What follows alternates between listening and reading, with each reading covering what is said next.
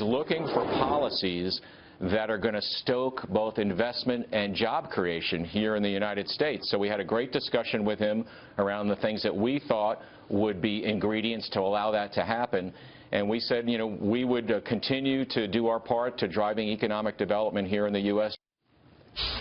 That was Ford CEO Mark Fields speaking with me earlier this week about President Trump's pledge to bring jobs back to America and discourage automakers from sending factories and jobs out of the country.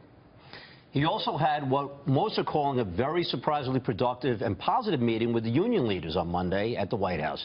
This is a group, of course, that almost universally supported Hillary Clinton in the election. To our Fox Business All-Stars, Tom Sullivan and Dagen McDowell. So, Dagen, union leaders going to the White House, coming out and being thrilled with a Republican president. Well, I think that what's going on? Well, I think that the union leaders kind of got some religion during the election because the leadership, backs Hillary Clinton, and many union members went out for Donald Trump because his message was resonating with them. That these are jobs that have been lost in America, not just over the last 8 years, but literally over decades. And these were safe, secure jobs that gave people pensions and a real fulfillment in life. So I think that that's number one. But Trump, come on, in one of the many executive orders and many things that he got done in his first week, he greenlights the Keystone Pipeline. The unions have been clamoring for that, trying to tell the Obama administration, hey, it's going to create thousands of jobs, and it fell on deaf ears, but no more. And it shows that Trump's not playing politics. Yeah, you're right. Dagen and I had on James Hoffa last week on Friday, and he said it's all about jobs. And I said it's so interesting to see you supportive of the president. He's a Republican, and, you know, you always think about Democrats, but when it comes to unions, but Trump is singing their song. He's talking about jobs. He's talking about higher wages, and that's what they want to hear. This has got the Democrats scared out of their own shoes. I mean, they're going, wait a minute, they've moved right into our turf. What are we going to do? This was our story. So now they've got to come up with something new.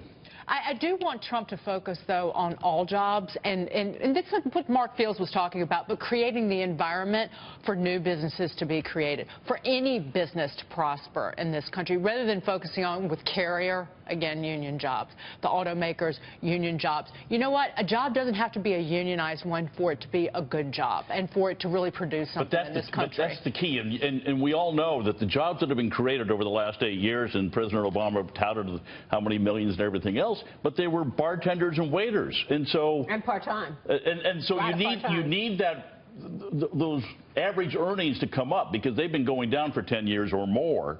Unless you get that going up, and those are the people that voted for Donald Trump, and they're going to be looking for good-paying jobs. Yes, you know, Dagen, we had finally 20,000 on the Dow this week, and JJ and Holly were talking about, you know, the market enthusiasm. Everybody seems to be enthusiastic. There's really very few bears out there, very few negative players in the stock market. You've been around, you've seen this for a long time. Does that concern you? No, not at all, because I think that people are reassessing what it means to invest in America. And when we talk about investing, when you buy a treasury, you're loaning money to the federal government. Are you really happy with how the federal government is spending those dollars that you're loaning Uncle Sam? When you buy stock, you own part of America. You own a share in a company that you might value. You own shares in 500 companies that make America great. And I think that is part of what's going into the next 4 years. Tom, do you think I have a concern. Yeah, because look how long, I don't even know what the day was. I was going to look it up before I came on today. But how long's it been since we've had a good 10% correction? We are way overdue. We're long in the tooth, all those other cliches. So the market, and that will be the real test, is that if you're looking at a 5 to 10 year investment horizon, great. I'm very positive. But there's going to be a pullback. There's going to be a correction. And when that happens will be real interesting to see how everybody responds to what Donald Trump is doing. But as a woman and a longtime mutual fund writer and investor, I've got the guts to hold through that, because, again, you buy and then you can just power right through it. And if you're positive about Trump, you're not an investor for the next 6 months. You're an investor in America's future for the next several years. Long term. I was a retail investment guy for 30 years.